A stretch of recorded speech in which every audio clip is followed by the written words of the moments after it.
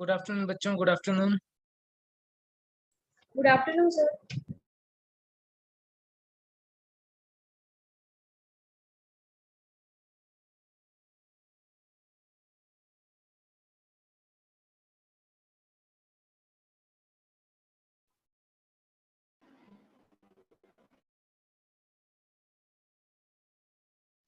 Good afternoon sir.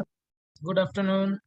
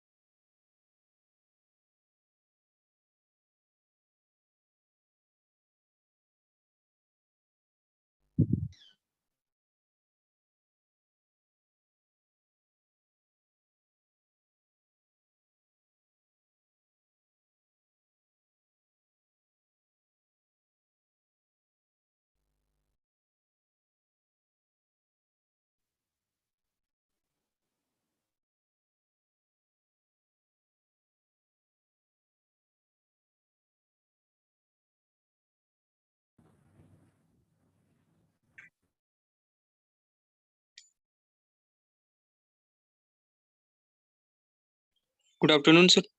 Good afternoon.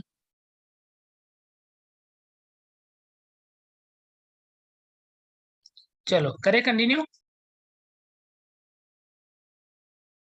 चलो देखो, last lecture में हम लोगों ने सेंट्रल नर्वस सिस्टम वाला पार्ट जो है वो अपना कंप्लीट कर लिया था, ब्रेन और स्पाइनल कॉर्ड के बारे में पढ़ लिया था। अब आज हम पढ़ेंगे पेरिफेरल नर्वस सिस्टम।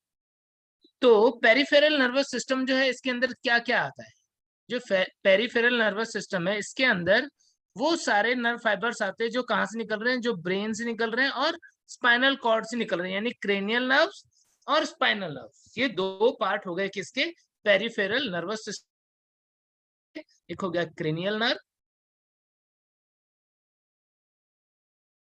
और दूसरा हो गया स्पाइनल।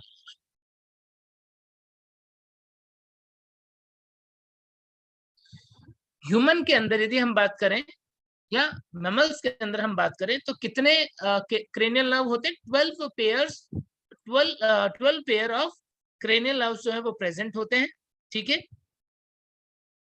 और ये जो 12 पेयर क्रेनियल नर्व है, उनके नाम यहाँ पर एक डायग्राम में मैंने बताया हुआ है, कहाँ पर है वो भी, olfactory nerve, optic, oculomotor, trochlear, trigeminal, abducens.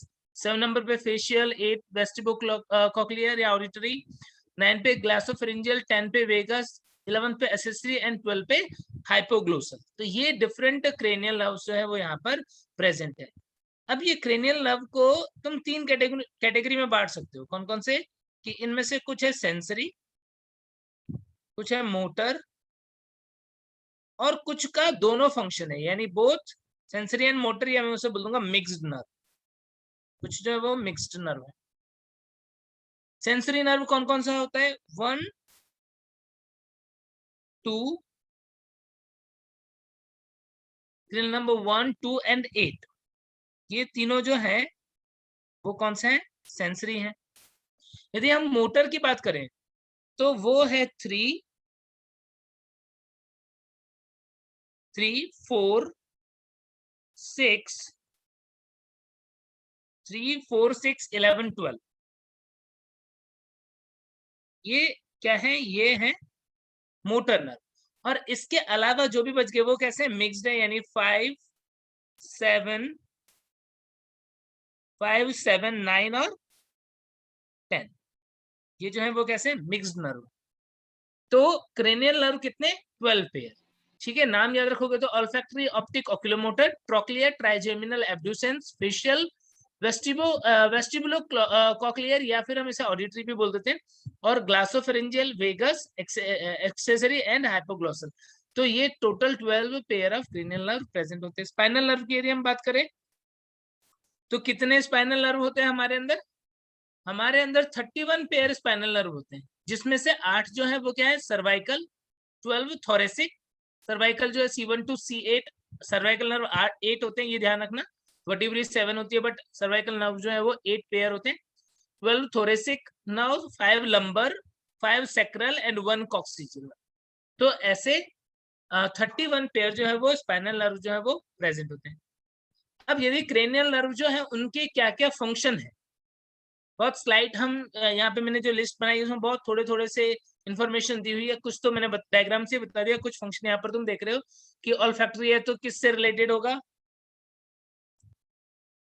Olfactory nerve किस फंक्शन से रिलेटेड होगी, ऑल्फैक्शन या स्मेल से रिलेटेड होगी। ऑप्टिक नर्व जो है वो विजन से रिलेटेड होगी। ऑक्यूलोमीटर जो होती है आई की मसल्स जो है उनको सप्लाई करती है, आई की मूवमेंट से रिलेटेड होगा। ट्रोक्लियर जो है वो भी आई को सप्लाई करती है। ट्राइजेमिनल जो है वो फेस की मसल है। अब ट्राइजेमिनल जो है उसके अंदर क्या होता है, उसके अंदर जो हमारा फेस वाला रीजन है, इसकी सेंसरी और बहुत सारा मोटर फंक्शन, स्पेशली हम बात करें चूइंग वाली जो मसल्स होती है उनको ये सप्लाई करता है। एब्ड्यूसेंस जो होता है वो आई को सप्लाई करता है, लेटरल रेक्टस को।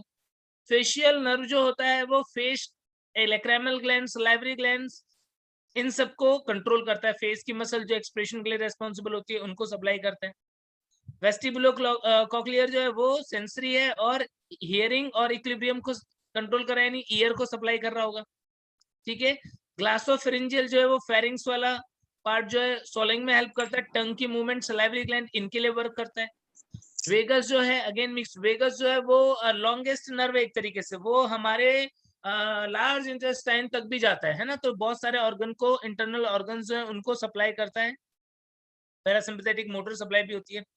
एक्सेसरी नर्व जो है वो बहुत सारी जो हमारे हेड, नेक और शोल्डर वाली मसल है उनको सप्लाई करता है, और हाइपोग्लॉसल जो वो टंग की मसल को सप्लाई करता है।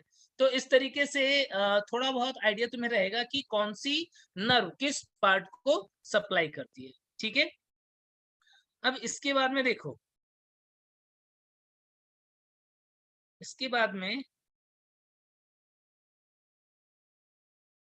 जो स्पाइनल नर्व है, यहाँ पर ही बता देता हूँ, स्पाइनल नर्व है, ये जब एग्जिट होता है वर्टिब्रे के बीच में से, तो एग्जिट होने के बाद में ये 3 ब्रांचेस में डिवाइड हो जाता है। स्पाइनल नर्व जो है वो जैसे ही यहाँ से एग्जिट होगा 3 ब्रांच के अंदर डिवाइड हो जाएगा। कौन कौन सी 3 ब्रांच के अंदर?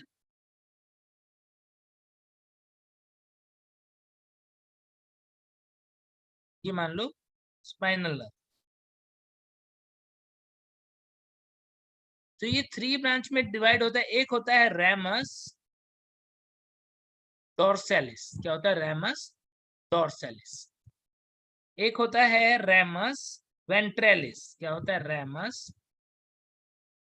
वेंट्रैलिस। और एक होता है रैमस कम्युनिकेंस। क्या होता है? रैमस कम्युनिकेंस। अब यहाँ पर हम क्या देखते हैं? अब यहाँ पर देखते हैं कि ये जो नर्व फाइबर्स हैं बहुत सारे, इनमें से डॉर्सल वाला फाइबर जो है वो, और वेंट्रल वाला फाइबर जो है, ये जो सोमेटिक नर्वस सिस्टम हमने पढ़ा था ना, याद है क्या? सोमेटिक नर्वस सिस्टम हमने पेरिफेरल नर्वस सिस्टम को 2 पार्ट में डिवाइड किया था, याद है? सोमेटिक और ऑटोनोमिक नर्वस सिस्टम। तो रेमस डॉर्सैलिस और रेमस वेंट्रैलिस सोमेटिक नर्वस सिस्टम में का पार्ट होता है। और ये क्या करता है? ये मेनली जो देखते हो कि रिफ्लेक्स एक्शन वगैरह है, या मोटर मसल्स वगैरह जो है, स्केलेटल मसल्स वगैरह जो है, उन सबको सप्लाई करता है। और रेमस कम्युनिकेंस जो होता है वो ऑटोनोमिक नर्वस सिस्टम जो है उसमें काम करता है, या ऑटोनोमिक नर्वस सिस्टम का पार्ट होता है। तो ये तो ऑटोनोमिक नर्वस सिस्टम का हो जाएगा, और ये दोनों के दोनों किसके हो जाएंगे? Somatic nervous system, somatic nervous system. ठीक है, तो इस तरीके से होता है स्पाइनल नर्व के अंदर ब्रांचेस जो है वो। ठीक है, अब इसके बाद में देखो ऑटोनोमिक नर्वस सिस्टम। क्या होता है ऑटोनोमिक नर्वस सिस्टम? जो हमारी बॉडी की ऑटोनोमिक एक्टिविटीज को रेगुलेट करता है, उसे हम क्या बोलते हैं? Autonomic nervous system. हमारी बॉडी की ऑटोनोमिक एक्टिविटीज को रेगुलेट करता है। और ऑटोनोमिक नर्वस सिस्टम को हम 2 पार्ट में डिवाइड करते हैं। कौन कौन से? बोलो, कौन कौन से एएनएस के part? Peripheral sympathetic, sympathetic and parasympathetic. Yes, sympathetic nervous system. और दूसरा होता है parasympathetic nervous system. Parasympathetic nervous system. अब यहाँ पर जो पैरासिम्पैथेटिक नर्वस सिस्टम होता है, उसकी नर्व निकलती है कहाँ कहाँ से? जो क्रेनियल पार्ट है वहां से, और सेक्रल पार्ट जो होता है वहां से। तो इसीलिए इसको हम बोल देते हैं क्रेनियोसेक्रल आउटफ्लो। और पैरासिम्पैथेटिक वाला जो होता है उसे हम क्या बोल देते हैं? उसे हम बोल देते हैं थोरेकोलंबर। नहीं नहीं, उल्टा लिख दिया ना, उल्टा लिख दिया।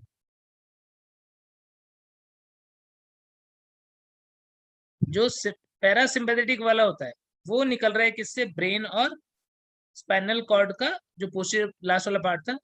तो पैरासिम्पैथेटिक नर्वस सिस्टम जो है, इसे बोलोगे क्या? इसे बोलोगे क्रेनियोसेक्रल आउटफ्लो।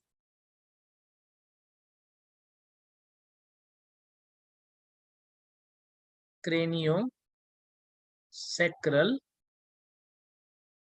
आउटफ्लो।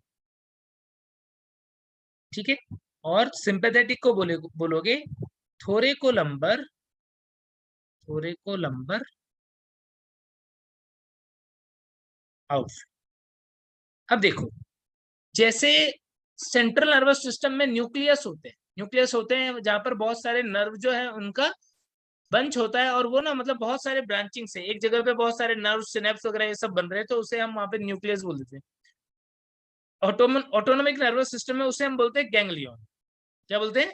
गैंग्लियन। यानी यहाँ पर ये जो तुम्हें दिख रहा है ये गैंग्लियन जो है उनका चेन है। तो यहाँ पर 2 टाइप के नर्व फाइबर होंगे। कौन कौन से? एक नर्व फाइबर जो स्पाइनल कॉर्ड और गैंग्लियन के बीच में है और दूसरा स्पाइनल कॉर्ड और ऑर्गन के बीच में। तो पैरासिम्पैथेटिक के अंदर क्या होता है? गैंग्लियन जो है वो ऑर्गन के पास में प्रेजेंट होता है। यानी पैरासिम्पैथेटिक के अंदर क्या होगा? इसके अंदर हम क्या देखेंगे कि प्री गैंग्लियोनिक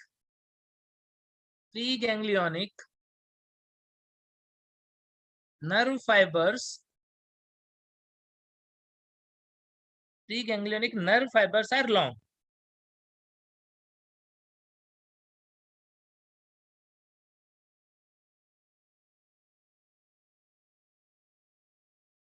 जबकि सिंपैथेटिक में क्या देखते हैं हम कि प्री गैंग्लियोनिक नर्व फाइबर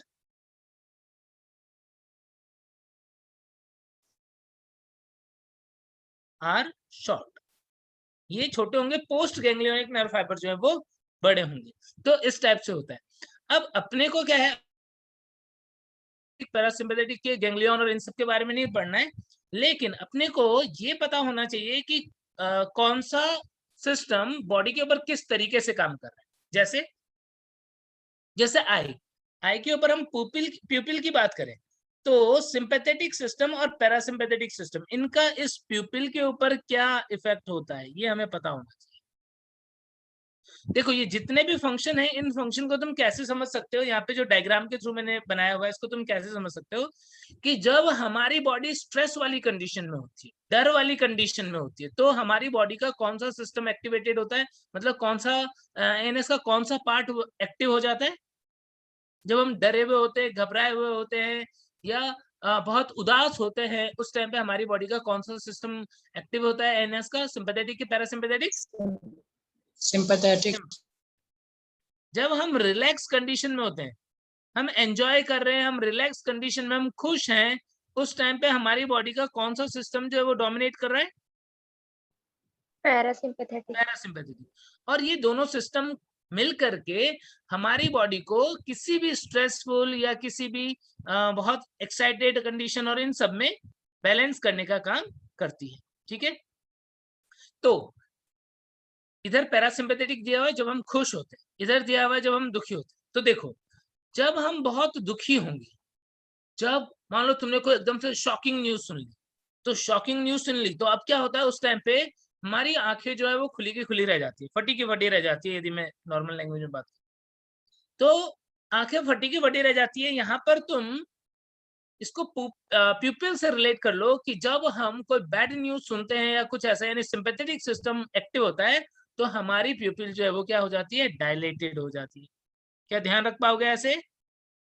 ये कौन से सिस्टम का क्या कब कैसी कंडीशन होती है, मैं तुम्हें कुछ ऐसे अपने मन से बना के बताऊंगा कि देखो बुरा टाइम चल रहा है तो ऐसा हो रहा है, अच्छा टाइम चल रहा है तो ऐसा हो रहा है, और तुम उसके अकॉर्डिंग से ध्यान रख पाओगे कि जब सडनली कोई बुरी न्यूज सुनी, मान लो आंखें फटी की फटी रह गई, मतलब खुली की खुली रह गई, तो मान लो उस टाइम पे क्या है? प्यूपिल डायलेटेड है। उल्टा यदि हम कोई खुशी की न्यूज सुन रहे हैं या हम पैरासिम्पैथेटिक सिस्टम की बात करें तो वो हमारे प्यूपिल को कॉन्स्ट्रिक्ट करवाता है। एक फंक्शन समझ गए? सलाइवरी ग्लैंड की बात करते हैं। चलो सलाइवरी ग्लैंड की बात करते हैं। मान लो तुम बहुत खुश हो, आज कुछ बहुत खुशखबरी सुन ली तुमने, कोई बहुत मजेदार बात हो गई, तो क्या तुम अपने दोस्तों को बोलते हो कि चलो भाई आज तो बहुत खुशी की बात है, पार्टी हो जाए? बोलते हो क्या? यस तुम ऐसा बोलते हो अपने दोस्तों की कि यार आज तो बहुत खुशी की बात है, चलो इसी बात पे कुछ पार्टी हो जाए? मतलब जो डाइजेस्टिव सिस्टम के रिलेटेड एंजाइम्स वगैरह हैं या कुछ सिक्रेशंस वगैरह है, वो बढ़ने चाहिए कि कम होने चाहिए? बढ़ने चाहिए। तो इसका मतलब पैरासिम्पैथेटिक सिस्टम में यदि हम सलाइवरी ग्लैंड की बात करें तो सलाइवा का सिक्रेशन बढ़ जाएगा कि कम हो जाएगा? बढ़ जाएगा। बढ़ जाएगा। और जब हम दुखी होते हैं, हमें कुछ खाने पीने का मन नहीं करता है, सलाइवरी सिक्रेशन वगैरह कम हो जाएगा। ठीक है कि नहीं? ऐसे ही मान लो हम बात करते हैं हार्ट की और लंग की। अब मान लो कोई बहुत बुरी न्यूज हो जाए, कुछ ऐसा सुन ले हम, तो क्या होता है? अचानक से हमारा दिल जो है वो क्या करता है? जोर जोरों से धक धक करने लग जाता है, सांसें तेज हो जाती हैं। ऐसा होता है क्या? Yes sir. तो इसका मतलब उस टाइम पे हार्ट जो है वो क्विकली बीट कर रहा है, एक्सेलरेटेड हार्ट बीट हो जाएगी। और रेस्पिरेटरी ट्रैक्ट में ब्रोंकाई वगैरह की बात करें तो वो डायलेट हो जाएगा। तो इस तरीके से सिंपैथेटिक और पैरासिम्पैथेटिक में स्टिमुलेशन होगा तो हार्ट बीट स्लो होगी इससे, और जो ब्रोंकाई है उसका कॉन्स्ट्रिक्शन हो जाता है। ठीक है, देन स्टमक की बात करते हैं। स्टमक के अंदर गैस्ट्रिक जूस या एंजाइम का बनना है, इनकी बात करेंगे। तो जैसा कि अभी मैंने तुम्हें खुशी होने पे पार्टी वाला एग्जांपल याद है कि पार्टी देने के लिए बातें करते हैं, इसका मतलब डाइजेस्टिव जूस का भी जो है गैस्ट्रिक जूस का सिक्रेशन वगैरह भी बढ़ जाता है। और यदि बुरी न्यूज सुन रहे हैं तो यानी कि सिंपैथेटिक स्टिमुलस होगा तो इसका क्या हो जाएगा, इनहिबिशन हो जाएगा। आई बात समझ में? दूसरी Yes. चीज, हाँ दूसरी चीज कि यदि हम लिवर के ऊपर बात करें तो जैसे डाइजेस्टिव एंजाइम्स वगैरह बढ़ रहे थे, वैसे लिवर जो है वो बाइल जूस वगैरह के सिक्रेशन को रिलीज कर देगा। सिंपैथेटिक होगा तो रिलीज कम होगा। सिंपैथेटिक में हम खाना वाना नहीं खा रहे हैं और हमें कुछ खाने का मन नहीं हो रहा है, भूख नहीं हो रहा है, तो क्या उस टाइम पे लिवर ग्लूकोज रिलीज कर रहा होगा कि नहीं कर रहा होगा? कर रहा होगा।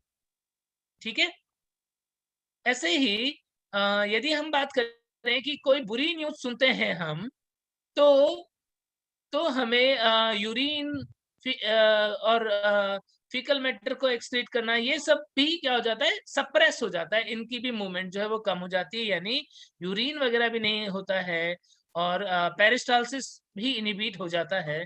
तो ये ध्यान रखना कि सिंपैथेटिक में क्या होगा, यूरिन जो है उस यूरिनेशन जो है वो क्या हो जाएगा, इनहिबिट हो जाएगा।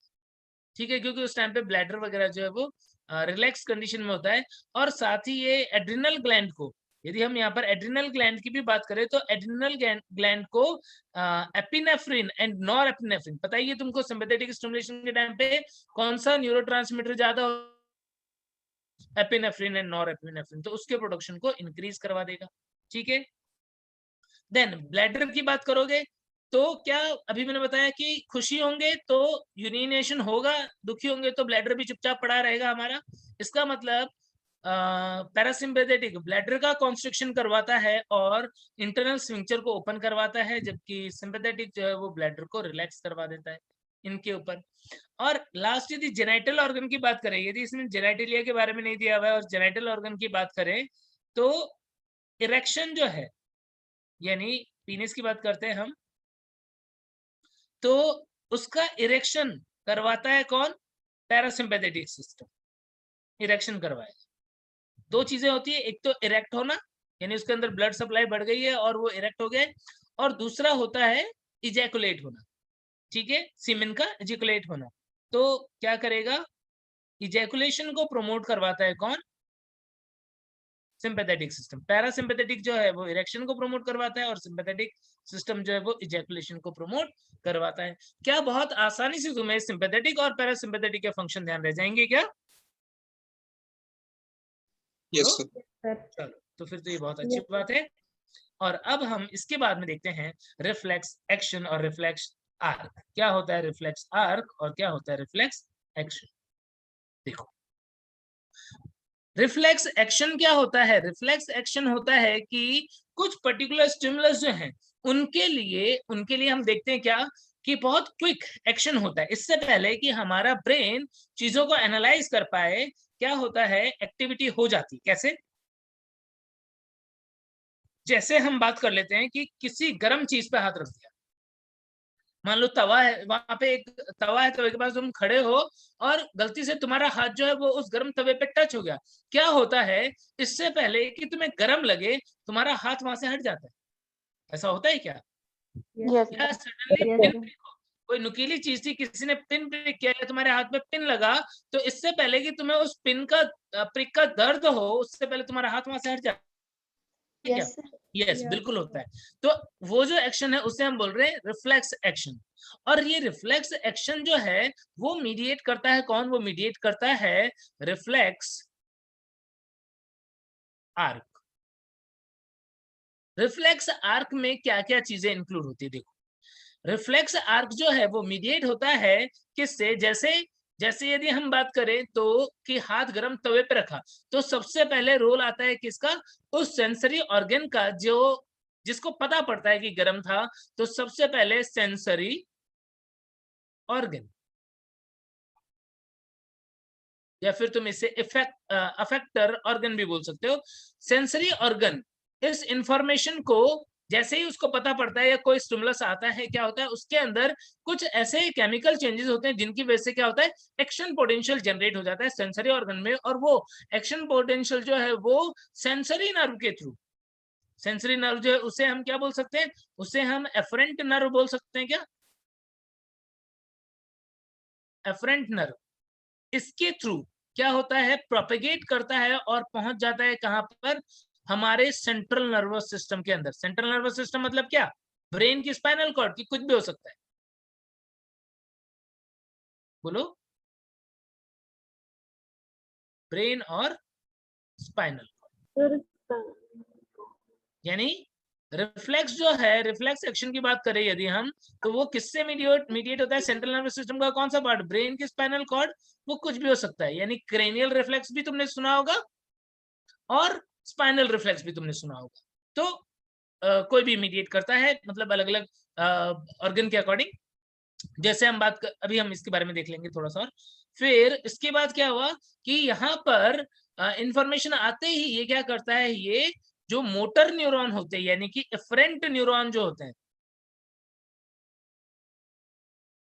एफरेंट न्यूरॉन या नर्व जो होता है, उसके थ्रू इंफॉर्मेशन जो है, मोटर इंपल्स जो है वो पहुंचाता है किसके पास में, वो पहुंचा देता है इफेक्टर ऑर्गन के पास में, और जो एक्टिविटी है वो कंप्लीट हो जाती है। यानी ये इतना पार्ट जो है वो क्या बना देगा, रिफ्लेक्स आर्क बना देगा। आ गई बात समझ में?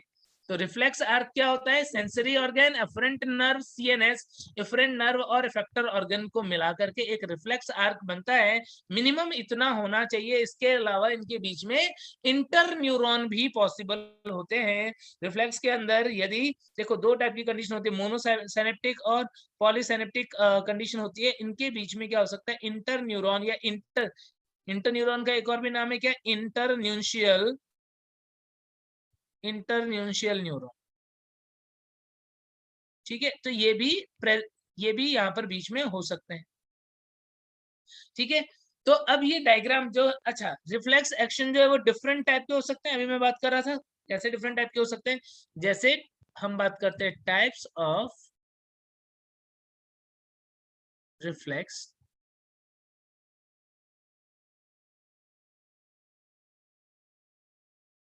Types of reflex action.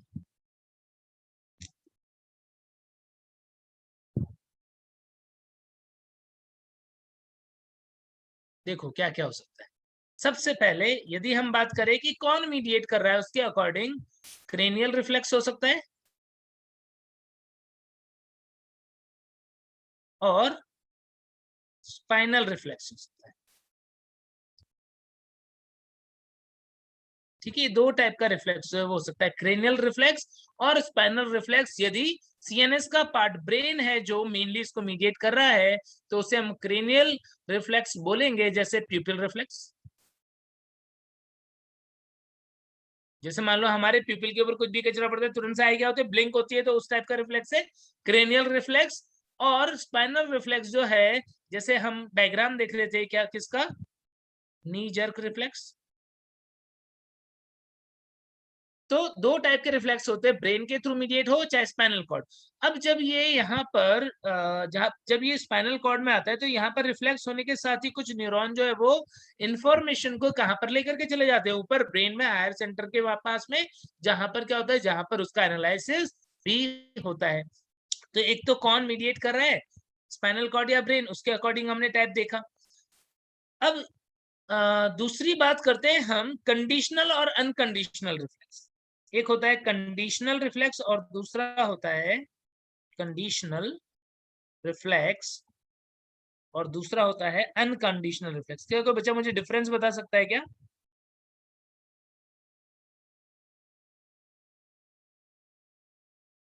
बोलो,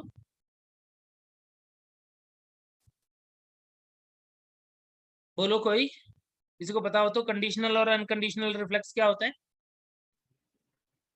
देखो मैं ही बताता हूँ। क्या होता है कि जैसे हमने बचपन से देखा कि कुछ ऐसे रिफ्लेक्स हैं जो इनबॉर्न, पैदा हुए तब से ही कुछ रिफ्लेक्स है हमारी बॉडी के। कौन सा? जैसे कफिंग रिफ्लेक्स है, गले में कुछ यदि यहाँ पे फंसेगा क्या होगा, कफिंग होगी। कफिंग रिफ्लेक्स, या फिर हिचकी आना बचपन से ही प्रेजेंट है। ऐसे यदि हम प्यूपिलरी रिफ्लेक्स की बात करें, प्यूपिलरी रिफ्लेक्स, ठीक है, ठीक है। तो इस तरीके से कुछ रिफ्लेक्स ऐसे हैं जो बाय बर्थ हमारी बॉडी के अंदर प्रेजेंट है, चाहे वो नी जर्क रिफ्लेक्स की बात करें, या जैसे मैं बोल रहा हूँ गर्म चीजों पे हाथ पड़ जाएगा तो हाथ अपने आप हट जाएगा, तो ऐसे रिफ्लेक्स को हम क्या बोलेंगे? Unconditional reflex. मतलब किसी ने सिखाया नहीं, हमने बार बार प्रैक्टिस करके लॉन्ग टर्म में उसे नहीं सीखा है, ऐसे रिफ्लेक्सेस को हम क्या बोल देते हैं? Unconditional reflex. कंडीशनल रिफ्लेक्स क्या होता है? जो हमने बार बार प्रैक्टिस करके हमारे ब्रेन ने सीखा है, या कुछ चीजों को देख करके बार बार समझ करके सीखा है, तो उसे हम क्या बोलते थे? Conditional reflex. जैसे जैसे playing musical instrument, playing musical instrument, या फिर प्लेइंग राइडिंग बाइसिकल और ड्राइविंग व्हीकल। तो ये कुछ ऐसी चीजें हैं जो हमने सीखी हैं, या हमने बाद में बार बार प्रैक्टिस करके गेन की। अब तुम एक बात समझो कि जैसे सपोज हम जो है वो मान लो मैं ड्राइव कर रहा हूँ, या तुम साइकिल चला रहे हो, मान लो तुम साइकिल चला रहे हो। अब तुम साइकिल चलाते हो ना, तो तुम देखते होगे कि तुम्हारा ब्रेन बहुत ज्यादा एनालाइज नहीं कर रहा है, अपने आप पेडल भी मार रहा है, अपने आप ही तुम्हारी बॉडी जो है उसको बैलेंस भी कर रही है, और सारी चीज कब ब्रेक लगाना है, कब, वो सारी चीजें ऐसा लग रहा है कि ऑटोमेटिकली हो रही है। ब्रेन हमारा उसको कंट्रोल नहीं कर रहा है, या अपने आप से ही ऐसा लग रहा है सब कुछ मैनेज होते जा रहा है रिफ्लेक्स की फॉर्म में। होता है कि नहीं? जैसे मान लो मैं गाड़ी Yes, चला sir. रहा था और अचानक से क्या हुआ, अचानक से मैंने देखा कि रोड पे कोई एनिमल आ गया। क्या होता है सडनली? इससे पहले कि मुझे लगता है कि मेरे ब्रेन ने एनालाइज किया चीजों को, वो क्या कर रहा है, वो पैर ब्रेक पहले लगा दे रहा है, ऐसा लग रहा है। होता है क्या? Yes, होता है sir. क्या ऐसा? यस, होता है। तो वही एक कंडीशनल रिफ्लेक्स आखिर कैसे हुआ? ये इस तरीके से हुआ कि हमारे ब्रेन को, पहले हमारे ब्रेन के डिफरेंट पार्ट जो है वो बहुत ज्यादा कोऑर्डिनेटेड नहीं थे, लेकिन हमने जब कुछ चीजों को बार बार प्रैक्टिस किया, तो क्या हुआ, ब्रेन के डिफरेंट पार्ट कुछ इस तरीके से लिंक हो गए कि हम जब एक वर्क स्टार्ट करते हैं तो ऑटोमेटिकली ब्रेन के दूसरे पार्ट सिग्नल्स जो है वो भेजते जाते हैं, और रिफ्लेक्स की फॉर्म में हमारी बॉडी की मसल्स जो है, एक्टिविटी जो है वो काम करती जाती है। जैसे स्विमिंग करते टाइम क्या किया, हमने हाथ चलाया, हमारी बॉडी के अंदर ऑटोमेटिकली क्या हुआ, इतना क्विक रेस्पॉन्स हो रहा है रिफ्लेक्स की फॉर्म में, कौन सी मसल को कॉन्ट्रैक्ट करना है, एक्सटेंड होना है, वो सारी चीजें चलती जा रही है, तो उसको बोलते हैं हम कंडीशन रिफ्लेक्स। तो कंडीशनल और अनकंडीशनल रिफ्लेक्स जो वो समझ में आ गया। अनकंडीशनल रिफ्लेक्स वो होता है जो बाय बर्थ हमारे बॉडी के अंदर रिफ्लेक्स प्रेजेंट है, और कंडीशनल रिफ्लेक्स वो होता है जो ग्रेजुअली हम जो उसे गेन करते हैं। और इसका एग्जाम्पल क्या हो सकता है? इसका एग्जाम्पल हो सकता है कि जैसे मान लो हमने कोई फूड को टेस्ट किया, जैसे मान लो तुमने खाना खाया, और खाना खाते ही मुंह में फूड आते ही क्या हुआ, सलाइवेशन हुआ। कंडीशनल रिफ्लेक्स की अनकंडीशनल रिफ्लेक्स? मुंह में खाना आते ही अनकंडीशन। तो कंडीशनल रिफ्लेक्स बोलोगे कि unconditional reflex? Unconditional. Unconditional reflex, ठीक है। मुंह में सलाइवा का आना जब हम फूड को मुंह में रखते हैं तो अनकंडीशनल। लेकिन मान लो मैं बोलूं कि तुमने ना हलवाई की दुकान के पास में जाते हुए जलेबी देखा और तुम्हारे मुंह में पानी आ गया, समोसे छन रहे थे, तुम्हारे मुंह में पानी आ गया, कंडीशनल की unconditional? Unconditional. Conditional, conditional reflex. The conditional. या खुशबू आई और उसकी वजह से सलाइवेशन स्टार्ट हो गया। क्यों? क्योंकि बाय बर्थ हमको ये नहीं पता था कि कौन सा फूड अच्छा है, कौन सा नहीं है, कौन सा हमें अच्छा लगता है, नहीं लगता है। लेकिन जब हमने कुछ बार उन फूड को खाया, उनकी स्मेल जो है, तो हमारा ब्रेन कुछ इस तरीके से उसको एक्सेप्ट कर लिया कि अगली बार जैसे ही वो स्टिमुलस आता है, इससे पहले कि ब्रेन उसको एनालाइज करे, क्या होता है, कुछ रिफ्लेक्स एक्शन जो है, मोटर एक्टिविटी जो है वो स्टार्ट हो जाती है, सलाइवेशन वगैरह होने लग जाता है। तो सेम ही एक्टिविटी के लिए, सलाइवेशन के लिए मैंने तुमको दोनों रिफ्लेक्स बताया कि इसका मतलब ये कंडीशनल का भी एग्जांपल है और अनकंडीशनल का भी एग्जांपल है, डिफरेंट स्टिमुलस के लिए। क्लियर हो गई बात? तो क्रेनियल रिफ्लेक्स और स्पाइनल रिफ्लेक्स क्या होता है समझ गए, और कंडीशनल रिफ्लेक्स और अनकंडीशनल रिफ्लेक्स क्या होता है वो भी समझ गए। उसके अलावा एक रिफ्लेक्स होता है monosynaptic and polysynaptic. Monosynaptic reflex and polysynaptic reflex क्या होता है? पॉलीसिनेप्टिक रिफ्लेक्स, यदि रिफ्लेक्स आर्क के अंदर जो एफरेंट न्यूरॉन है और एफरेंट न्यूरॉन है, उनके बीच में सिंगल सिनेप्स बन रहा है तो उसे हम बोल देंगे मोनोसिनेप्टिक रिफ्लेक्स। यदि सिनेप्स जो है उसका नंबर ज्यादा हो, एक से ज्यादा सिनेप्स बन रहे होंगे तो उसे हम क्या बोल देंगे, पॉलीसिनेप्टिक रिफ्लेक्स। जैसे यहाँ पर ही तुम देख रहे हो, यहाँ पर तुम देख रहे हो कि जो एफरेंट पाथवे और इफरेंट पाथवे, यहाँ पर देखो ये आया डॉर्सल रूट गैंग्लिया सेंसरी होता है ये, और यहाँ पर एक सिनेप्स बना है, ये बन रहा है सिनेप्स, और क्या हुआ, और इस तरीके से ये सिनेप्स में मोटर के पास इंफॉर्मेशन गई और एक आर्च बन गया। तो ये वाला पार्ट जो है वो मोनोसिनेप्टिक। लेकिन यदि यहीं पर तुम देख रहे हो कि इंटरन्यूशनल न्यूरॉन आया जिससे दूसरी मोटर इम्पल्स गए, या यहाँ से कुछ इम्पल्स जो है वो ब्रेन को गए, ऐसा सब हुआ, तो मल्टीपल सिनेप्स यदि बन गए तो क्या बोल दोगे, पॉलीसिनेप्टिक रिफ्लेक्स बोल दोगे। क्या बात क्लियर हो गई? Yes, अब sir. यहाँ पर diagrammatic representation of showing knee jerk reflex, ये हमारी एनसीईआरटी का डायग्राम है। क्या हो रहा है नी जर्क रिफ्लेक्स में, बहुत ध्यान से समझना है। ये एक हैमर है, ठीक है, इससे क्या हुआ, इससे धीरे से यहाँ पे पटेला वाला पार्ट जो इसके जस्ट नीचे यहाँ पर हिट करता है। तो जैसे ही हिट करते हैं वैसे ही क्या होता है, ऑटोमेटिकली यदि तुम रिलैक्स होकर के बैठे हो, यदि तुम रिलैक्स, तुम फर्स्ट ईयर में जाओगे, तुम देखोगे रिफ्लेक्स वगैरह खुद से एक्सपेरिमेंट करोगे, तो यदि तुम रिलैक्स होकर के बैठे और सडनली यहाँ पर हिट किया जाता है, तो उस केस में क्या होता है, ब्रेन को पता पड़ने से पहले हमारे लिम्ब की मूवमेंट होती है, इसकी मूवमेंट होती है। कौन सी मूवमेंट? फ्लेक्शन की एडेक्शन, फ्लेक्शन होगा कि एक्सटेंशन होगा? एक्सटेंशन होगा। पैर जो है वो किधर जा रहा है, आगे की तरफ जा रहा है, ठीक है। फ्लेक्शन का मतलब होता है मुड़ना। यदि ऐसा पैर है और यहाँ पे नी है मान लो, यदि ये इस तरीके से मुड़ेगा तो इसे बोलेंगे हम फ्लेक्शन, और यदि इस कंडीशन में और ये ऐसे जा रहा है तो बोलेंगे एक्सटेंशन। तो ये है एक्सटेंशन।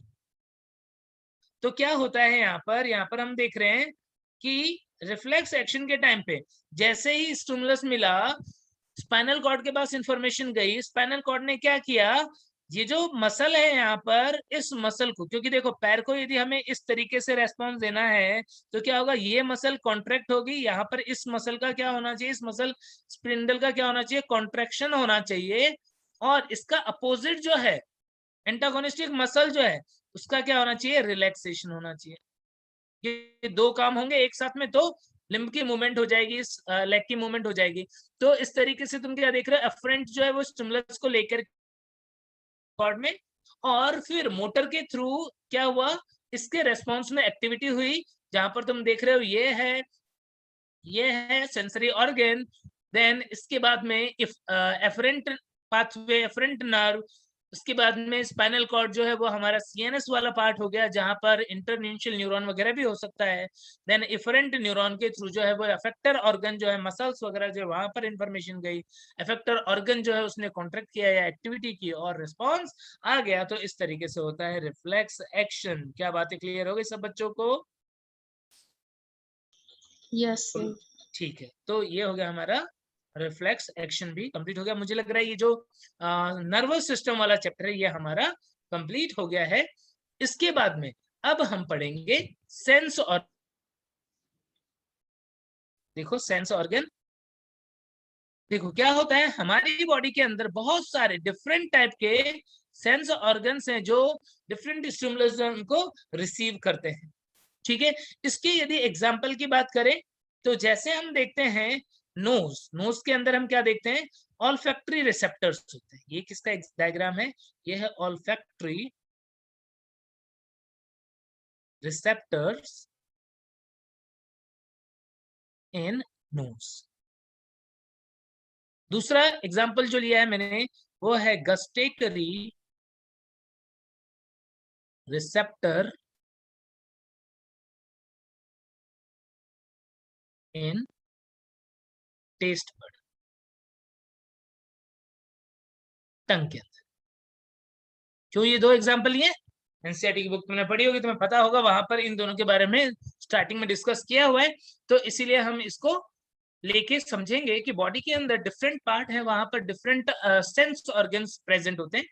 कई बार ये सिर्फ नर्व एंडिंग के फॉर्म में या कुछ मॉडिफाइड सेल्स की फॉर्म में प्रेजेंट होते हैं, जैसे पेसिनियन कार्पसल्स है जो प्रेशर के लिए रिसेप्टर होता है, फ्री नर्व एंडिंग है जो पेन के लिए रिसेप्टर होती है, कैरोस बल्ब जो है वो कोल्ड के लिए, ऑर्गेनर फिनी जो है वो हाई टेम्परेचर के लिए ही हीट के लिए। तो ऐसे डिफरेंट डिफरेंट स्टिमुलस है, उनके लिए रिसेप्टर्स जो है वो हमारी बॉडी में, स्किन वगैरह के अंदर ऐसे सब प्रेजेंट होते हैं। कैसे काम करते हैं, जैसे हम ऑल्फैक्टरी रिसेप्टर की बात करते हैं तो पता होगा कि नोज के अंदर जो कोंका वाला पोर्शन होता है उसके ऊपर जो अपर पार्ट होता है, वहां पर हम क्या देखते हैं, वहां पर हम देखते हैं कि कुछ स्पेशलाइज्ड रिसेप्टर्स है प्रेजेंट होते हैं, ऑल्फैक्टरी रिसेप्टर्स। और ये जो ऑल्फैक्टरी रिसेप्टर्स होते हैं इसके अंदर कितने टाइप की सेल होती है, बताओ। ऑल्फैक्टरी रिसेप्टर्स जो है उसके अंदर कितने टाइप की सेल्स प्रेजेंट होती है, बोलो यहाँ पर, बोलो। ऑप्शन दिया हुआ है 1 टाइप, 5 टाइप, 3 टाइप, 2 टाइप, क्या आंसर करोगे? अरे बोलो ना कोई बच्चा। Sir 3 type. 3 टाइप, कैसे पता तुमको, कैसे पता बच्चे? सर पढ़े थे। पढ़े थे, कहाँ पढ़े थे, कहाँ पढ़ लिया तुमने? नेट पे। एनसीईआरटी की बुक पढ़ लोगे तो वहीं पे लिखा हुआ मिल जाएगा। जैसे ठीक है, सर तो एनसीईआरटी में लिखा 3 प्रकार की कोई कोशिका। बहुत भयानक क्वेश्चन नहीं पूछा था, है ना। एनसीईआरटी की बुक पढ़ लोगे तो वहां पर ही मिल जाएगा। ठीक है, तो 3 मेन टाइप के सेल्स होते हैं। मैं बहुत डिटेल नहीं पढ़ा रहा, ये जो मैं तुम्हें रिसेप्टर के बारे में बता रहा हूँ मैं डिटेल नहीं जा रहा हूँ, मैं तो तुम्हें एनसीईआरटी की बात बता रहा हूँ। मैंने तो डायग्राम लिया हुआ है ताकि तुम्हें थोड़ा सा आइडिया रहे कि कहाँ पर क्या हो रहा है या किस तरीके का। इस डायग्राम के या ये जो बातें मैं तुम्हें बता रहा हूँ इसके सिंप्लीफाइड फॉर्म क्वेश्चन तुम्हें मिलेंगे।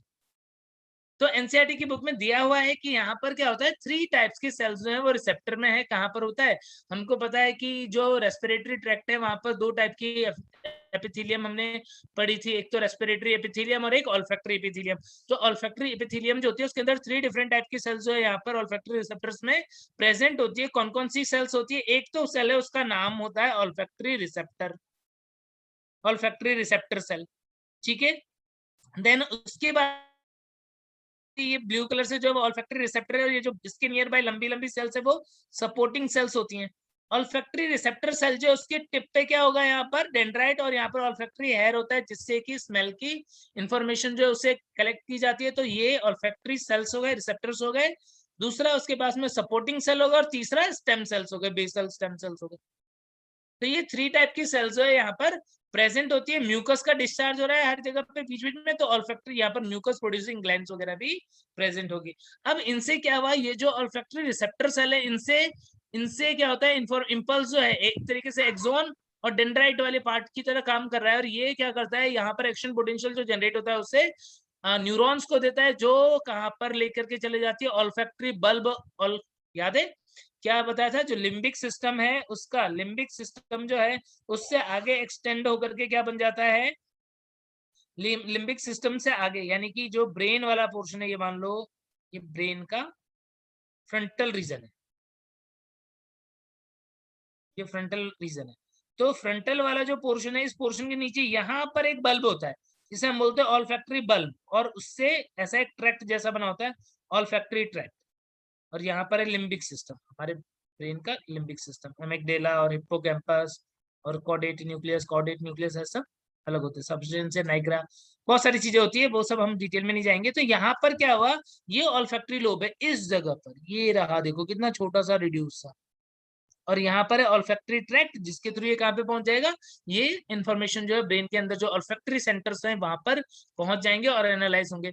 तो कहाँ पे, ऑल्फैक्टरी बल्ब और ऑल्फैक्टरी ट्रैक्ट के थ्रू ये ब्रेन में चला जाता है। क्लियर होगी बात। यदि हम गस्टेटरी रिसेप्टर की बात कर रहे हैं जो कि कहाँ पर प्रेजेंट है, गस्टेटरी रिसेप्टर जो है वो हमारे टंग में प्रेजेंट है। तो यहाँ पर टंग के अंदर जो पैपिली वगैरह होती है, फिलीफॉर्म पैपिला में नहीं, पंजीफॉर्म और विलेट पैपिला में, तो ये जो डिप्रेशंस होते हैं वहां पर हमें क्या दिखते हैं, यहाँ पर छोटे छोटे इस तरीके से क्या दिखते हैं, टेस्ट बर्ड्स। पैपिला जो है वो टेस्ट बर्ड नहीं है, पैपिला के अंदर जो डिप्रेशंस होते हैं वहां पर टेस्ट बर्ड होते हैं, और टेस्ट बर्ड के अंदर अगेन यहाँ पर क्या होगा, गस्टेटरी एपिथेलियल सेल्स होगी, जो गस्टेटरी एपिथेलियल सेल्स जो क्या करेगी, टेस्ट जो है उस इंफॉर्मेशन को लेकर के और यहाँ पर रिसीव करके क्या करेगी, क्रेनियल नर्व्स बनाएगी और ब्रेन को सेंड करेगी। ठीक है, तो इस तरीके से ध्यान रखना कि सेंस ऑर्गन जो है वो होते हैं डिफरेंट टाइप के, ऑल्फैक्टरी और गस्टेटरी यहाँ पर हम देख रहे हैं। इसके बाद डिटेल में हमें पढ़ना है किसके बारे में, आई और ईयर के बारे में, आई और ईयर के बारे में देखते हैं।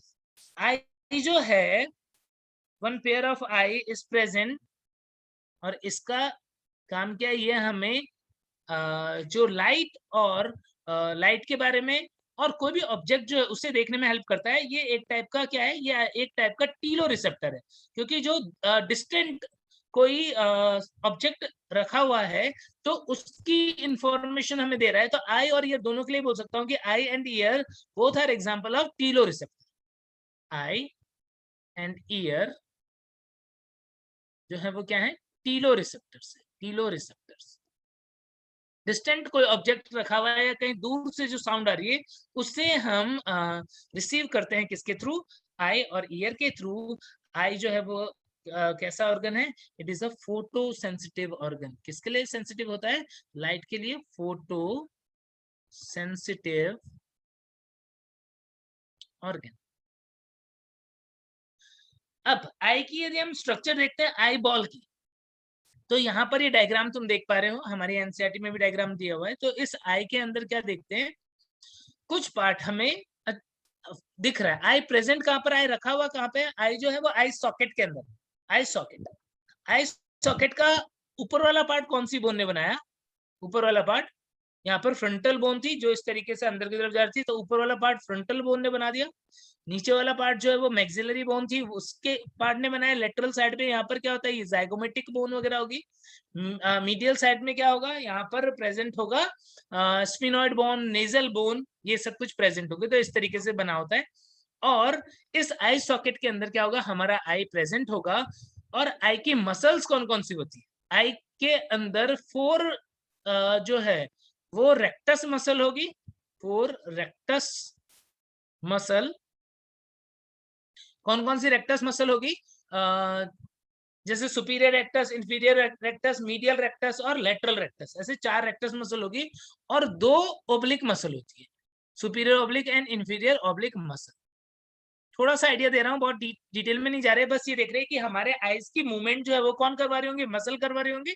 तो आईज जो है उनसे 6 डिफरेंट मसल अटैच है, 4 rectus muscle and 2 oblique muscle जो है एक साइड में अटैच है। यदि इन मसल की लेंथ में डिफरेंस हो जाए या कोई मसल खराब हो जाए तो क्या होगा, तो उस केस में तुम देखोगे कि जो आई जो है वो क्या हो जाएगा, एक पर्टिकुलर साइड पे देखता रहेगा, फोकस जो है वो नहीं कर पाएगा। ठीक है, जिसको बोलते हैं भेंगापन, वो हो जाता है। ठीक है, अब आई के अंदर स्ट्रक्चर में आई बॉल का कितना पार्ट होता है जो सॉकेट के अंदर होता है और कितना पार्ट है जो बाहर होता है, पता है किसी को? यानी ये वाला इस डायग्राम के अंदर जो ये देख रहे हो, मोस्टली तो ये स्फेरिकल टाइप का ही होता है। और इसके अंदर ये वाला पार्ट जो है 4/5 पार्ट जो है वो हमारा कहाँ पर होगा, आई सॉकेट के अंदर। 1/5 जो है वो क्या होता है, थोड़ा बाहर की तरफ प्रोजेक्टेड सा होता है। अब यहाँ पर आई के अंदर डिफरेंट लेयर्स प्रेजेंट है। आई बॉल के अंदर जो डिफरेंट लेयर्स प्रेजेंट हैं वो कौन कौन से? सबसे बाहर वाली layer, outer layer, layers of eye ball. सबसे बाहर वाली लेयर क्या है, स्क्लेरा। स्क्लेरा। सबसे बाहर की तरफ होता है स्क्लेरा।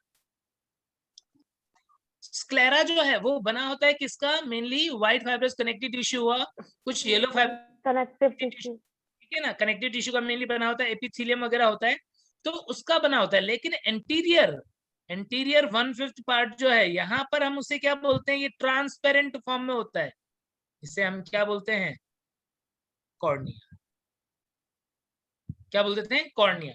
जो हमारी आई का व्हाइट वाला पोर्शन है वो स्क्लेरा है। हमारी आई का जो व्हाइट वाला पोर्शन देख रहे हो क्या है, स्क्लेरा है। और जहां पर बीच में ब्लैक वाला पोर्शन दिख रहा है तुम्हें, वहां पर हम क्या देख रहे हैं, वहां पर ये ट्रांसपेरेंट है। उस कवरिंग को हम क्या बोल रहे हैं, उसको बोल रहे हैं कॉर्निया, जो आउटर मोस्ट कवरिंग। समझ गए क्या? Yes sir. Yes, sir. अब यहाँ पर ये स्क्लेरा जो है उससे अटैच है कंजक्टाइवा। क्या होता है कंजक्टाइवा? कंजक्टाइवा क्या होता है, जो आई है उसके ऊपर क्या है, उसके ऊपर क्या है, पलके हैं।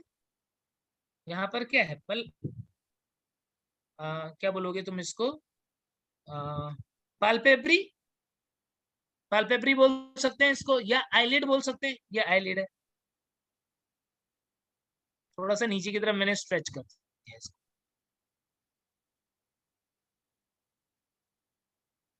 यहाँ पर मैंने इसे थोड़ा सा नीचे की तरफ स्ट्रेच कर दिया और ये बना दिया मैंने, किसी की आंख बना दी मैंने, ठीक है।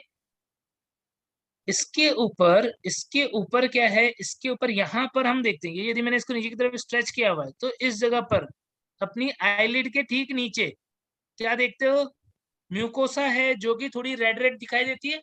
रेड रेड दिखाई दे रही है तो इसका मतलब सब नॉर्मल है, थोड़ी सी रेड, ठीक है। और यदि रेडनेस कम हो गई, व्हाइट व्हाइट सी दिखने लग गई, तो इसका मतलब क्या है, इसका मतलब ये है कि एनीमिया हो गया है।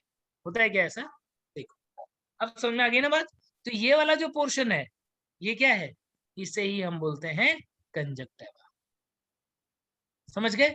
और आईलिड के ऊपर है ना, ये आईलिड है, ये वाला पोर्शन भी आईलिड है, अपर आईलिड, नीचे वाला जो है ये लोअर आईलिड।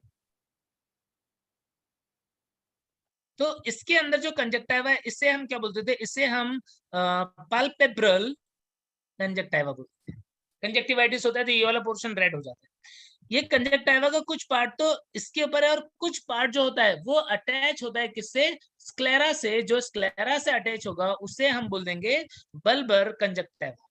यानी कंजक्टिवा के दो पार्ट हो गए, कौन कौन से, एक हो गया बल्बर कंजक्टिवा और दूसरा हो जाएगा पाल्पेब्रल कंजक्टिवा, ठीक है। तो इतनी बात समझ में आ गई कि कंजक्टिवा क्या होता है। देन ये जो कॉर्निया है वो पोर्शन क्या होता है, ये दो चीज समझ में आ गई सब बच्चों को। स्क्लेरा वाला पार्ट जो होता है, अभी स्क्लेरा के बाद नेक्स्ट लेयर पे चलो। स्क्लेरा के बाद सेकेंड लेयर जो है उसे हम क्या बोलते हैं, वो है कोरोइड, कोरोइड लेयर। अब ये कोरोइड लेयर जो होता है उसकी खास बात क्या है, it is a highly vascular layer. इस लेयर के अंदर ब्लड सप्लाई वगैरह प्रेजेंट होती है। कोरोइड जो है वो बीच वाली लेयर हो गई, किस किस के बीच में, स्क्लेरा और रेटिना जो है उसके बीच वाली लेयर होती है कोरोइड, हाईली वॉस्कुलर लेयर होती है। हम देखते हैं कि एंटीरियर पार्ट में जाकर के ये रिलेटिवली थिक हो जाती है, यानी पीछे वाले पार्ट के कंपेयर में यदि ये पोस्टीरियर पार्ट हम देख रहे हैं तो एंटीरियर पार्ट की तरफ जाकर के ये वाली लेयर जो है वो रिलेटिवली थिक हो जाती है। क्यों थिक हो गई भाई, क्यों, यहाँ पर पीछे वाले जो पोर्शन था, पोस्टीरियर हाफ पोर्शन था, वहां पर थिन थी, एंटीरियर हाफ पोर्शन में रिलेटिवली थिक हो रही है। क्यों थिक हो रही है भाई, क्या कुछ बनाना चाहती है क्या? यस, ये आगे जाकर के क्या करती है, ये आगे जाकर के बनाती है सिलियरी बॉडी, सिलियरी बॉडी बनाती है। और सिलियरी बॉडी का ही के ही आगे वाला पोर्शन जो इस तरीके से क्या होता है, हैंगिंग होता है और एक क्या करता है, एक ऐसा सर्कुलर स्ट्रक्चर टाइप का, डायफ्राम टाइप का बनाता है। इसे हम क्या बोलते हैं, आइरिस, यानी कोरोइड।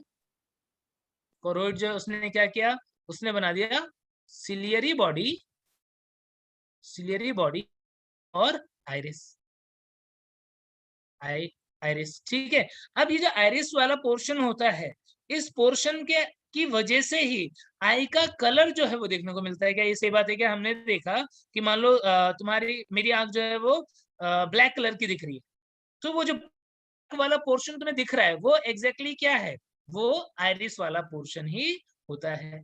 समझ गए, आइरिस वाला पोर्शन ही होता है। तो इस तरीके से कोरोइड वाला जो रीजन है इसकी वजह से हमें क्या होता है, हमें आई का कलर जो है वो देखने को मिलता है। इस लेयर को हम वॉस्कुलर ट्यूनिक लेयर भी बोल देते हैं। मिडिल लेयर जो है इसे हम वॉस्कुलर, हाईली वॉस्कुलर है ना, इसलिए वॉस्कुलर ट्यूनिक लेयर भी बोल देते हैं। इसके अंदर पिगमेंट जो है उसका अमाउंट भी बहुत ज्यादा होता है भाई, पिगमेंट मेलेनिन वगैरह जो है वो ज्यादा है, पिगमेंट का अमाउंट ज्यादा, ये पिगमेंटेड लेयर है, पिगमेंट का अमाउंट ज्यादा होने के पीछे क्या रीजन होता है कि लाइट जो हमारी आई के अंदर आ रही है वो रिफ्लेक्ट ना हो पाए, अदरवाइज वो हमारे विजन को डिस्टर्ब करेगी। तो इसलिए इस लेयर के अंदर पिगमेंटेशन वगैरह भी प्रेजेंट होता है, ठीक है। तो ये बात समझ में आ गई कि सिलियरी बॉडी प्रेजेंट है कोरोइड लेयर में। और अच्छा, ये सिलियरी बॉडी का फंक्शन क्या है, सिलियरी बॉडी के अंदर मसल्स होती है। कौन कौन सी मसल्स होती हैं, एक तो लॉन्गिट्यूडनल मसल होती है और रेडियल मसल होती है। रेडियल और लॉन्गिट्यूडनल टाइप की मसल होती है, क्या करेगी बताओ, जरूरत पड़ने पर इसका कॉन्ट्रेक्शन और रिलैक्सेशन करवा। तब बड़ा करेगी उसको, प्रकाश ठीक है। में जाते तो कुछ दिख नहीं पाता। देखो ये क्या करती है, समझना बहुत ध्यान से। यहाँ पर क्या होता है, ये जो सिलियरी बॉडी है इससे कुछ लिगामेंट्स जो हैं वो लटके हुए होते हैं, लिगामेंट्स, सस्पेंसरी लिगामेंट्स, और वो जुड़ा होता है लेंस। यानी ये सिलियरी बॉडी यदि कॉन्ट्रैक्टेड है, कुछ इस तरीके का है, तो क्या होगा, फिलामेंट ज्यादा नीचे तक रहेंगे, ज्यादा नीचे तक रहेंगे तो लेंस जो है वो ज्यादा थिक रहेगा। यदि जरूरत पड़ती है कब, एकोमोडेशन की, एकोमोडेशन वाली प्रोसेस हालांकि थोड़ा डिटेल में हम देखेंगे और भी, लेकिन यदि मान लो हम नियर बाय ऑब्जेक्ट देख रहे हैं, हम पास की कोई चीज देख रहे हैं, तो फिर क्या होना चाहिए, उसकी फोकल लेंथ जो है वो हिसाब से सेट होनी चाहिए कि यहाँ वाली चीज हमें देखनी है तो वो क्लियर दिखे हमको इस तरीके से। यदि हम कोई डिस्टेंट ऑब्जेक्ट देख रहे हैं, कोई दूर रखी हुई है कोई चीज और हम उसको देख रहे हैं, तो क्या होना चाहिए, तब हमको लगता है कि ये जो लेंस है वो थिन हो जाना चाहिए। तो उस केस में क्या होगा, उस केस में ये जो सिलियरी बॉडी के अंदर मसल्स हैं, ये मसल्स क्या हो जाती है, रिलैक्स हो जाती है। यदि मसल रिलैक्स हो जाएगी यहाँ पर, तो क्या हो जाएगा, मसल रिलैक्स होते ही, यदि ये पहले ऐसा था तो मसल रिलैक्स होते ही ये कैसा हो जाएगा, ये ऐसा हो जाएगा, फ्लैट हो गया। फ्लैट हो गया तो क्या हो जाएगा, यहाँ से जो सस्पेंसरी लिगामेंट जुड़े हुए थे पहले, वो ज्यादा नीचे थे, अब वो क्या हो जाएंगे, खिंच जाएंगे। खिंच जाएंगे तो जो लेंस पहले गोल था वो लेंस अब कैसा हो जाएगा, वो लेंस अब रिलेटिवली कम थिक हो जाएगा, ओवल हो जाएगा। ठीक है, मतलब थिकनेस जो है उसकी वो थोड़ी कम हो जाएगी। तो इस तरीके से ये हेल्प करता है किसके अंदर, इसे बोलते हैं हम एकोमोडेशन। एकोमोडेशन में हेल्प करता है कौन, सिलियरी बॉडी का कॉन्ट्रैक्ट होना या रिलैक्स होना, उससे सस्पेंसरी लिगामेंट की लेंथ चेंज होती है और जो हमारा लेंस होता है वो थिन या थिक होता है। ठीक है, तो क्लियर हो गई बात सिलियरी बॉडी के बारे में। और आइरिस की बात करें तो आइरिस में भी 2 टाइप की मसल्स होती हैं। जो आइरिस है वो कैसा है, कभी तुमने बहुत ध्यान से देखा होगा अपनी आंखों को मिरर में, बहुत ध्यान से, बहुत पास से, तो तुमने देखा होगा कि उसके अंदर कुछ इस तरीके से हमें क्या दिखते हैं, बहुत सारे प्रोजेक्शन ऐसे दिखते हैं, कुछ इस टाइप से, और कुछ गोल गोल भी Yes, दिखते sir. हैं, कुछ ऐसे दिखते हैं। बहुत ध्यान से देखोगे तो तुम्हें ये दिखेगा। एक्चुअल Yes, में क्या sir. है, हाँ बच्चे वेरी गुड, तुमने देखा इसका मतलब, ठीक है। तो यहाँ पर हम क्या देखते हैं, यहाँ पर देखते हैं हम कि कुछ मसल्स हैं जो सर्कुलर है, सर्कुलर मसल, और कुछ मसल हैं जो लॉन्गिट्यूडनल है, लॉन्गिट्यूडनल मसल, लॉन्गिट्यूडनल मसल। तो 2 टाइप की मसल होती है, circular muscle and longitudinal muscle. अब सर्कुलर मसल कॉन्ट्रैक्ट करेगी तो क्या हो जाएगा, प्यूपिल जो है वो नैरो हो जाएगा।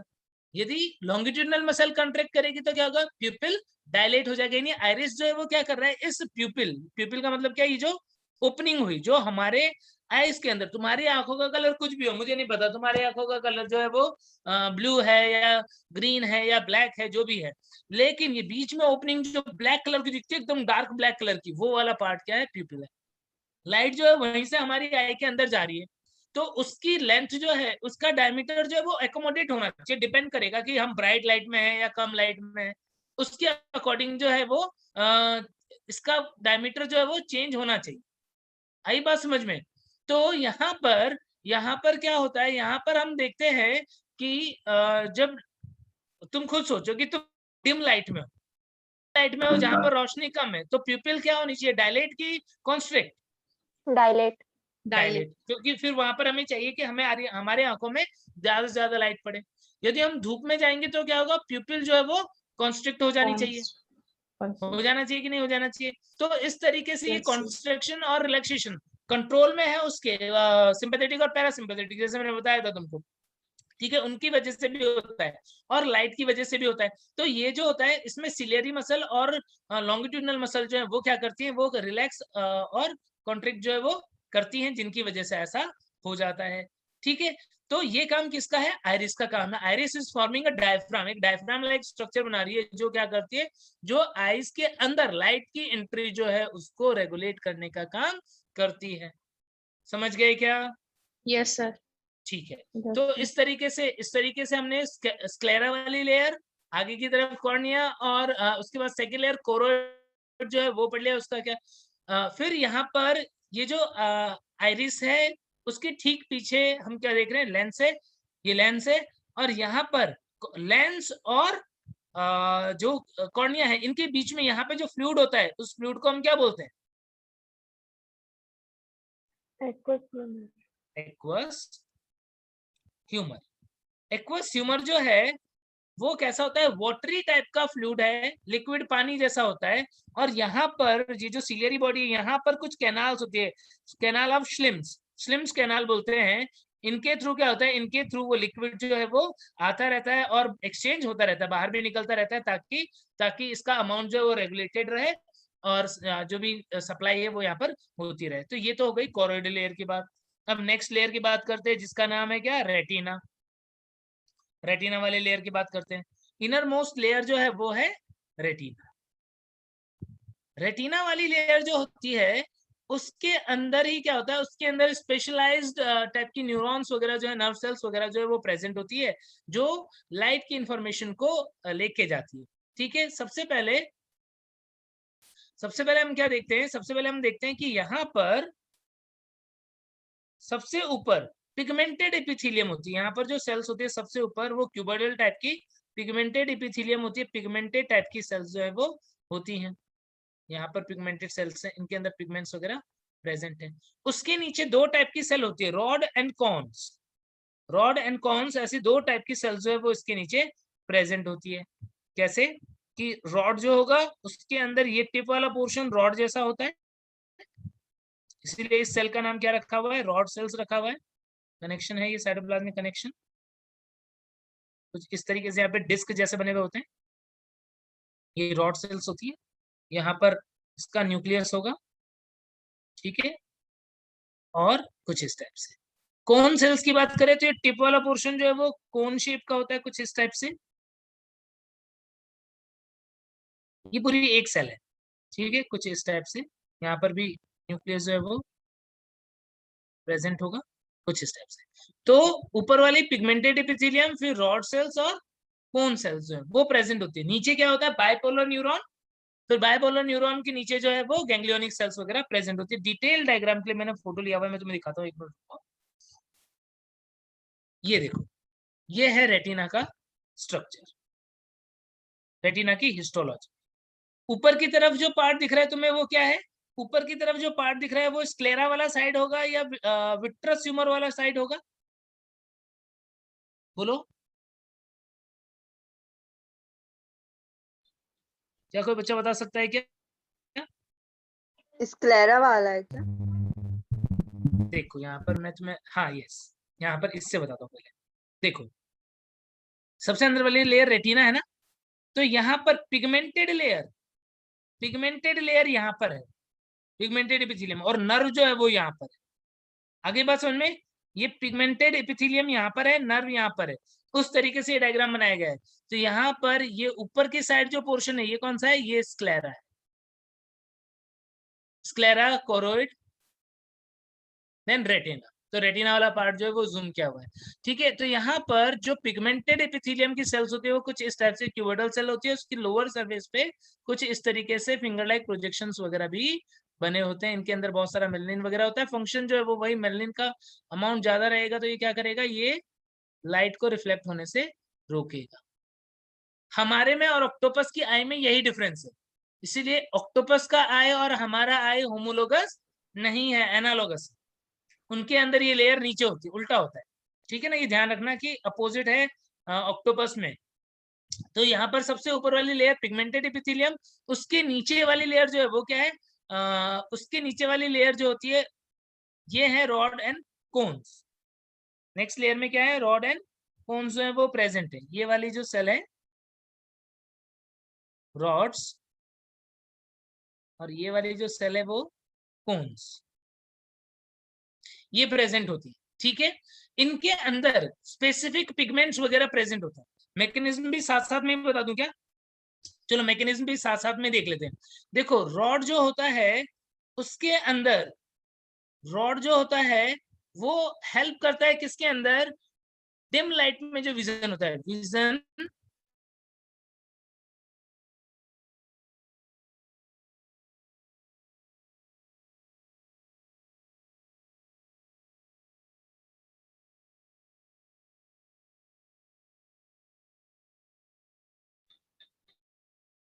अटक गए हैं क्या? हाँ अटक गए। चलो आज मेरे को लगा सिर्फ मेरा ही हो गया है। यार सबका एक्सपायर हो गया है क्या सबका? हाँ मेरा भी हाँ, सब सभी का हो गया शायद। ऐसा क्यों हो गया? सबका हो गया अभी तो। ऐसा मई क्यों हो तक गया? का तो मई तक का ही तो टाइम दिए थे ना, तो होना ही था वो तो। तो अपन की भी क्लासेस जूम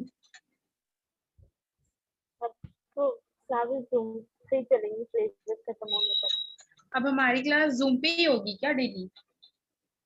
ऐप में हाँ, होगा। शायद। ऐप में तो होना चाहिए, नहीं तो बाद के मतलब प्रीवियस लेक्चर्स और स्टडी मटेरियल कैसे देखेंगे हम लोग? अभी तो पूरा टेस्ट हाँ। बाकी है, सर बोल रहे थे कि टेस्ट होगा करके बोर्ड के बाद। हाँ वो तो अच्छा है, टेस्ट होगा। तो टेस्ट तो ऐप से ही दिलाना पड़ेगा, जूम से तो नहीं दिला सकते। ये तो अपनी बायो का लास्ट चैप्टर है शायद। 2 चैप्टर भी बाकी है इसके बाद। हाँ इसके बाद 2 है अभी। 2 बाकी है, मेरे लिए लास्ट है। वो 2 बाकी। हार्मोन ये वाला और कौन- बायोमोलिक्यूल। हार्मोन्स वाला चैप्टर भी बाकी। बायोमोलिक्यूल्स हाँ में हाँ हाँ हाँ। अच्छा हाँ आप देखिए।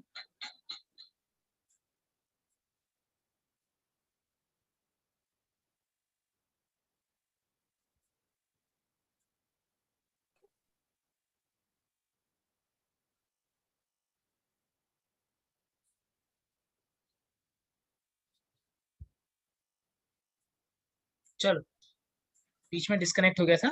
अभी दिख रहा है सब बच्चों को? Yes sir. ठीक है। तो यहाँ पर जो पिगमेंट होता है वो कौन सा होता है? रोडोप्सिन। रोड के अंदर पिगमेंट है रोडोप्सिन। और डिम लाइट में विजन होता है। डिम लाइट में आखिर इसके अंदर चलता क्या है? ये पिगमेंट जो है वो 2 चीजों से बना हुआ है। किस किस से बना हुआ है? एक तो रेटिनॉल और एक ऑप्सिन प्रोटीन।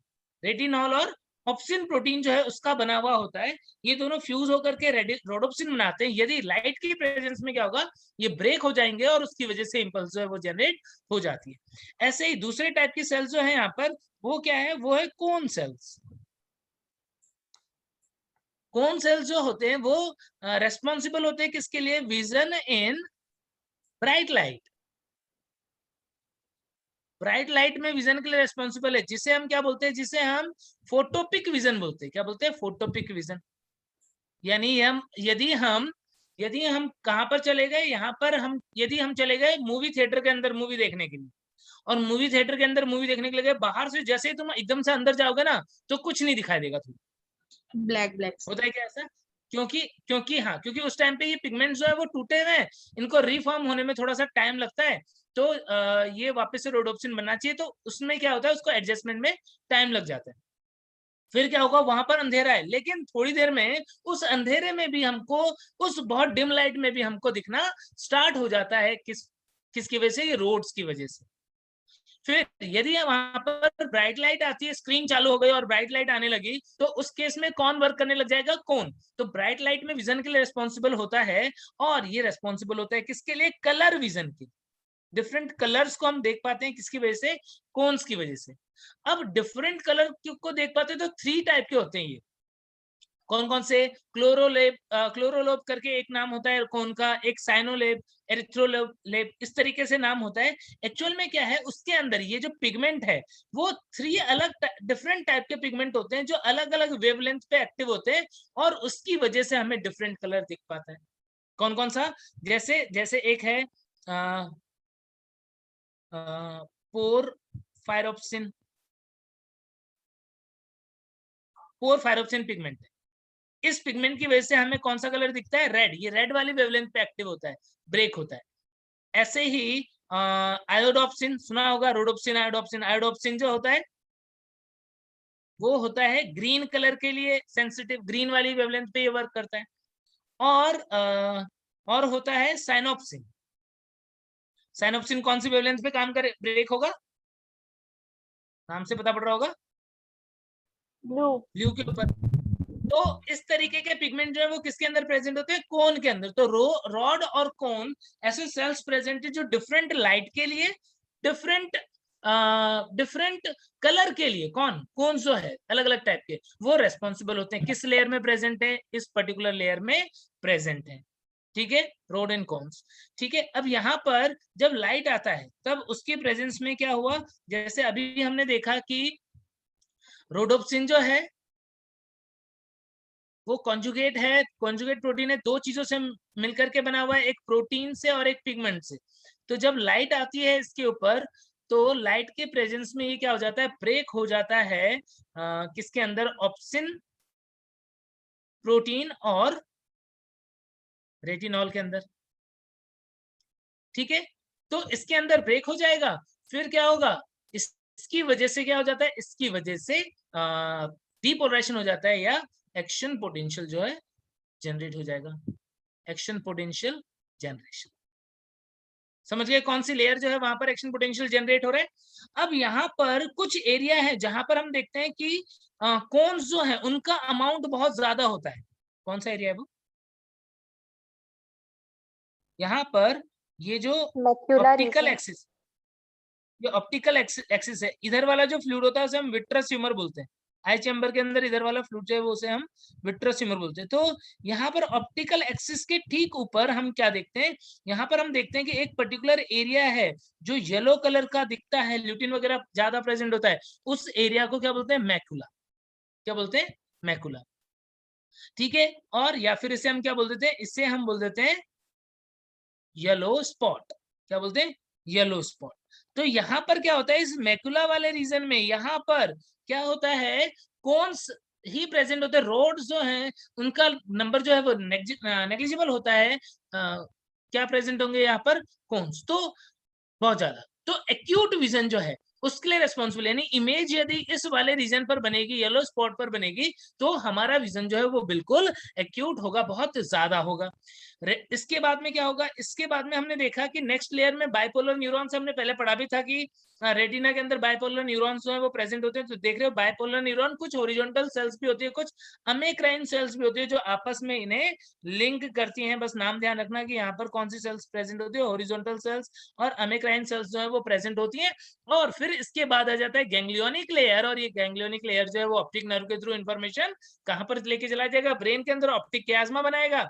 ऑप्टिक कियाज्मा के बाद में जो ऑप्टिक न्यूक्लियस वगैरह प्रेजेंट है ब्रेन के अंदर, वहां पर इंफॉर्मेशन लेकर के चला जाएगा। तो आइज के अंदर, आइज के थ्रू जो है वो कौन सी ऑप्टिक नर्व निकल रही है, ये ऑप्टिक नर्व जो है वो आई को जिस प्लेस से बाहर निकल रही है, यहाँ पर देख रहे हो इस पॉइंट से, इस पॉइंट पे हम क्या देखते हैं, इस पॉइंट पे हम देखते हैं कि रोड एंड कोन जो है वो एब्सेंट होते हैं। ऑप्टिक डिस्क जो है वहां पे रोड एंड कोन जिस एरिया में एब्सेंट होंगे, जिस पॉइंट पे एब्सेंट होंगे, उसे हम क्या बोलते हैं, उसे हम बोल देते हैं ब्लाइंड स्पॉट। जैसे येलो स्पॉट जो है वो ऐसा पॉइंट है जहां पर सबसे एक्यूट विजन होता है, वैसे ही ब्लाइंड स्पॉट यदि यहाँ पर इमेज बनेगी तो फिर क्या वो हमें दिखेगा कि नहीं दिखेगा, बोलो। नो सर, नो सर, नहीं, वो हमें नहीं दिखेगा। तो इस तरीके से काम करता है कौन, इस तरीके से हमारा आई जो है वो वर्क करता है यहाँ पर। ठीक है, तो कैसे डिफरेंट डिम लाइट में और ब्राइट लाइट में और कलर के लिए रेस्पॉन्सिबल होते हैं और कैसे पिगमेंट का ब्रेकडाउन होता है ये हमने देख लिया। ठीक है, और एकोमोडेशन कैसे होता है वो बात मैंने तुम्हें बता दी कि सिलियरी बॉडी जो है वो जब हम नियर विजन देख रहे होंगे, हम पास की चीजों को देख रहे होंगे, तो सिलियरी बॉडी कैसे होगी, कॉन्ट्रैक्टेड होगी, जिसकी वजह से जो थिकनेस है इस लेंस की वो थोड़ी ज्यादा होगी। जब हम दूर देख रहे होंगे तो क्या हो जाएगा, तो सिलियरी बॉडी रिलैक्स होगी, सस्पेंसिव लिगामेंट खींचे हुए होंगे, तो हमारी लेंस जो है वो तो रिलेटिवली क्या हो जाएगी, थिन हो जाएगी। इतनी बात समझ में आ गई क्या।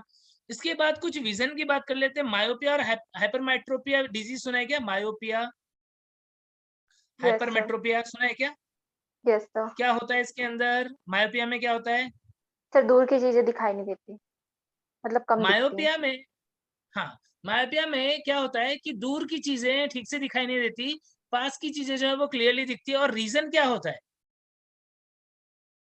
मायोपिया में क्या होता है, जो इमेज है वो कहाँ पर बन जाती है, सपोज ये हमारा आई है, ये रेटिना है, तो इमेज कहाँ पर बन जाएगी, कोई पर्टिकुलर ऑब्जेक्ट हम देख रहे होंगे तो उसकी इमेज पहले ही बन जाती है क्या, यस सर।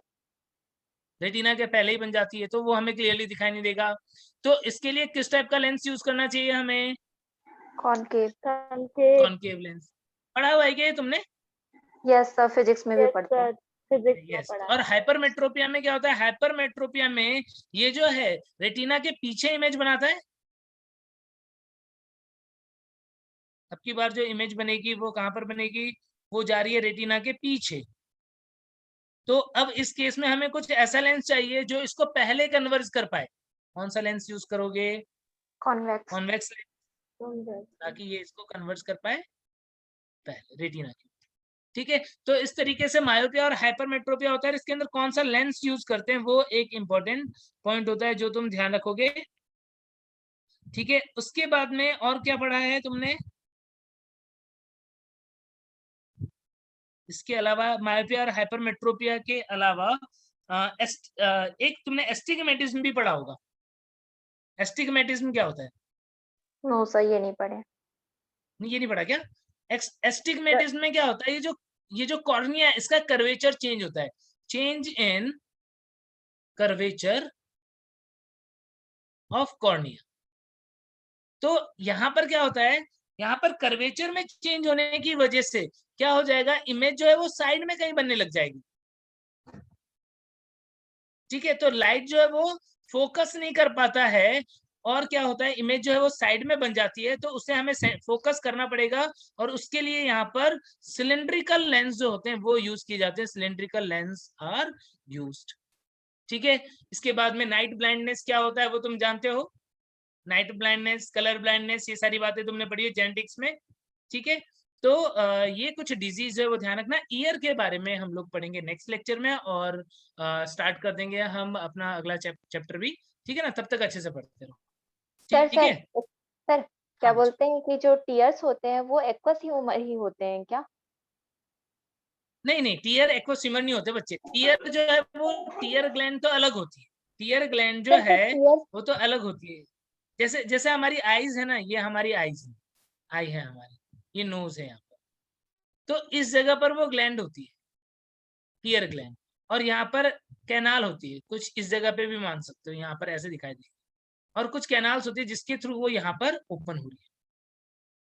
ठीक है ना, तो टीयर ग्लैंड अलग होती है। हाँ, अलग है। सर टीयर का कंपोजिशन फिर क्या होता है? ये तो एकदम वाटर जैसा ही लगता है। हाँ बिल्कुल वाटरी टाइप का होगा, थोड़ा बहुत उसके अंदर लाइसोजाइम एंजाइम्स वगैरह जो है वो प्रेजेंट होंगे, बहुत थोड़े बहुत सॉल्ट वगैरह होंगे, ये सारी चीजें प्रेजेंट होंगी। सर तो एसिडिक टाइप का पीएच होता है स्लाइड।